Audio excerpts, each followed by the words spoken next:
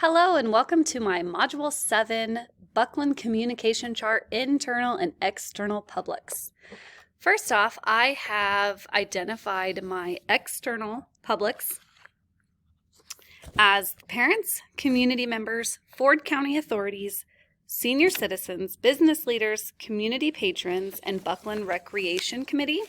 My internal publics are the local school board or superintendent, principal, DLT committee, our secretary and clerk, teachers, and staff. I used MindMeister to make this mind map. I created it and then realized that I was unable to add very many images and pictures into the mind map.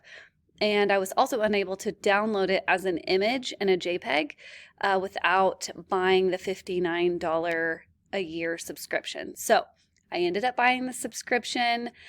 I wanted to add a few images in there. It's not my favorite that I've seen. Looking at my other classmates, there's more interesting maps out there, but I was too far in and had too much work to completely redo it and go a different avenue with my mind map. So if I did this again, I would not use MindMeister. It was not as user-friendly as I would have liked, and it's just a little plain for my liking. So, but like I said, I was too far in, and so these two images that I do have on there cost me $59, but I think that the more I play around with this, the more I'll be able to use it in the future. There are some strengths and weaknesses that I found while doing this assignment and within our school, and thinking of the internal communication strengths and weaknesses, we do have a good system in place with our admin team. We have a frontline committee, our district leadership team. They meet every 2 weeks, every other week.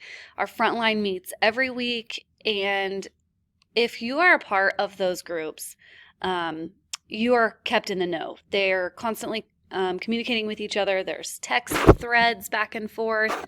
There's email threads back and forth. And just the face-to-face communication is happening on a weekly, if not daily basis within those committees. However, if you are not on one of those committees, I can see where some communication can be broken and the information may not be given to all of the other teachers and staff members who are not on those committees. So one thing that I would like to address would be those communication lines being open to most of the teachers and most of the staff. And it just comes down to the frontline committee is a committee that is the admins, the secretaries and the clerks that are up front, and the school nurse or who is acting as the school nurse, our instructional coach, just some people that don't necessarily have the admin certificate, but are in the front line of our school. And they need to be kept in the know. So they have a frontline committee meeting every week, just kind of talking about, what's going on in the school and if the ambulance has been here or fire drills and just all the things that they need to know. They may post something, they may decide something at their frontline committee meeting, and they may post it online 5 minutes after the meeting. And then the teachers find out about it online or through our Facebook community, school community post. So they're doing great things. They're trying to get communication out to the community members, but there's just some pieces that are missing. Some teachers, may not like learning about what's going on in the school that they work at in their building via Facebook. So completely understandable. Very justified feelings coming from teachers. So there are strengths and there are weaknesses within our internal communication, but hopefully those deficits can be filled. Our external communication that happens at 459 also revolves around those committee meetings. We have a superintendent who is very diligent about getting community members involved in things that are meaningful to them. We have a rec committee, we have a fitness committee, we have a safety committee, we have a grant committee, anything that you can think of that would help benefit a school, we have a committee for, and we have community members that are very diligent and work on these volunteering committees on a regular basis and have meetings about it, and they push stuff out to the community, they push stuff out to the staff. They just may not, the information that they are communicating may not be reaching all of the community members just because they are using our social media outlets. We don't have a newsletter. Not a lot is published in our newspaper. We have a newspaper, a weekly newspaper, but it's not facilitated in our town. It's another town that has kind of picked it up, and they're working remotely. It's a glorified Facebook information source on a printed newspaper. So there are some holes within our external communication also. I do think we need to communicate more of the positive things that are happening at school, not just with the students, but with the staff also. There's staff members who get grants, there's staff members who have completed certificates, there's staff members who have just done wonderful things that I don't think is always communicated out to the public. So moving on, I would like to zoom in and kind of talk about our school board and our superintendent and our principal within our internal publics. Our school board, like other school boards, meets once a month. There's an agenda that they follow. It's a formal meeting that takes place. There's minutes that are being published for the staff and for the community to see. It could be considered a two-way communication because the school board does listen to the administration reports. They also listen to teacher reports. We can be put on the agenda. Anybody can be put on the agenda at any time. They just ask that when they're in the middle of their meeting, the staff and the visitors from the community don't interject with that. So it can be two-way if you get on the agenda. Other than that, it would be more of an informational type meeting. The superintendent, like I said, does a wonderful job getting community members into the school and getting them involved in any volunteering committees that he thinks that they would be helpful. He does a wonderful job at communicating weekly through a digital faculty meeting. He sends it to all of the staff.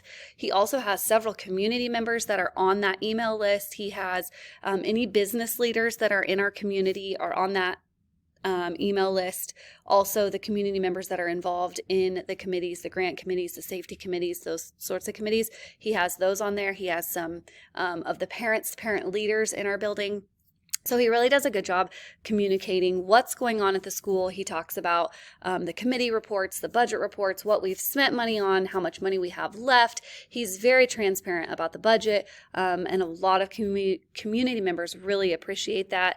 It is in a written format, and then he sends that electronically also. Our principal works in conjunction with our superintendent. We are a building where we only have a superintendent and only have one principal. She communicates more on a personal level with all of the staff, all of the teachers, all of the parents. She's very good with one-on-one, face-to-face conferences.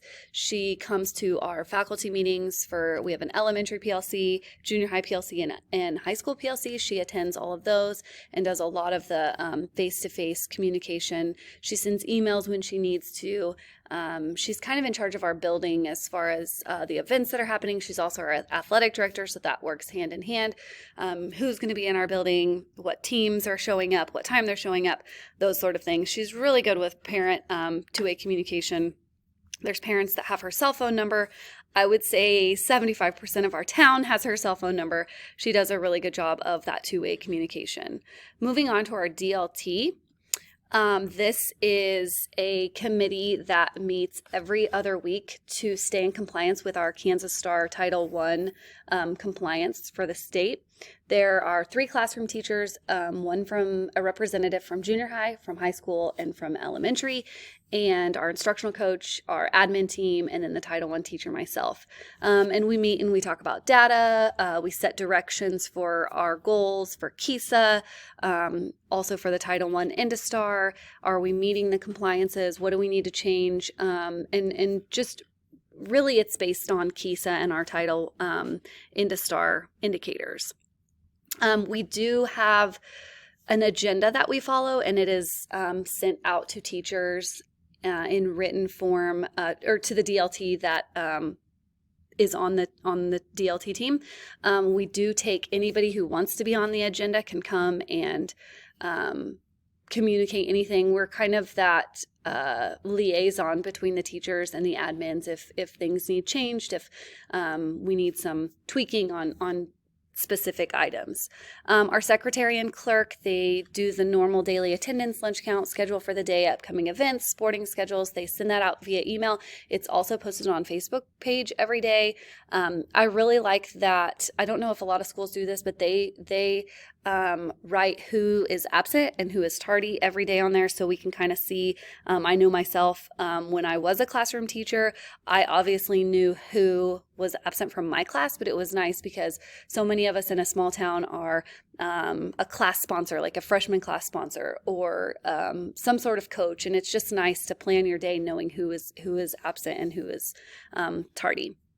Teachers and staff have email access, and they're expected to go to all faculty meetings, and obviously can be in two-way communication with each other face-to-face in the hallways, and via email with anybody else that they need to communicate with. Our parents, going on to our external publics, our parents, community members, and Ford County authorities, our parents are able to communicate with the teachers and the administration through email, face-to-face conferences. We really put a big emphasis on conferences, so they are expected, encouraged to come to conferences and really have those face-to-face interactions at least twice a year. We try to get our families involved more than that, but especially in the high school level, if we can really push those face-to-face conferences 2 times a year, we really think we can do a good job building those relationships. Community members, we have a Facebook page, we have a newspaper, school calendar. Our school calendar is something that is printed in the summer, and it's a hot commodity, a hot item. Everybody has to get their hands on that school calendar. It does change from time to time, but not for the most part. So that school calendar is just something that our community really thrives upon having. Our Ford County authorities, Buckland is in Ford County, which is not the county seat. So we don't actually have a town cop or a city cop. So it's really important that our superintendent always stays in contact with the Ford County Sheriff, and then the Ford County Sheriff communicates with his deputies what's going on in Buckland if they need a police presence. For example, we've had some issues with the crosswalk, so we want to make sure that at pickup and drop off for 2 weeks consecutive, there is a sheriff there, or there is a deputy there, so we can keep our kids safe at all times. Our senior citizens are very active in Buckland. They are a high percentage of our taxpayers, and most of them are retired farmers, retired teachers, and so our superintendent does a great job of actually going down once a week at least to have coffee with them. It's just such an important piece to a small town, is including those taxpayers, those senior citizens who may not be on Facebook. So he does a great job of communicating with them and meeting them where they are, which is at the coffee shop at the Senior Citizens Building. They're not on Facebook. They're not on email. So he really does a great job of doing what's best for their needs. Our business leaders, our superintendent does a great job with sending the faculty meeting or the digital faculty minutes that I talked about earlier to all of the local business leaders, and then they communicate with that, what's going on at school with their employees. Our committee patrons, those are the ones that are in the building doing our grant writing, doing our safety, our grocery store, our fitness center, our library committees. They're really doing most of their communicating face-to-face and via email with the teachers and the administration. We also have a recreation department that is in constant communication with our school because of our facilities. They use our facilities a great bit. So thank you very much. I really enjoyed this opportunity to get to know my community better.